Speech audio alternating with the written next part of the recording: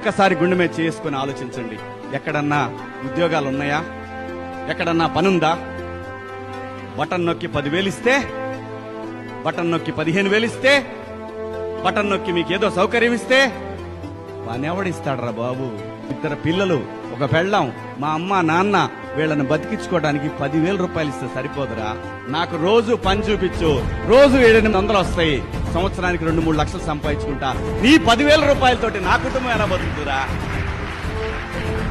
అమ్మఒడి లేకపోతే చదువుకోలేదా ఎవరు? అమ్మ వడి కంటే కూడా మా బడిని బాగు చేయి.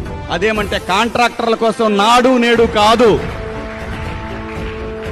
నేనేదో స్కూళ్లను బాగు ఏమీ చేయలా.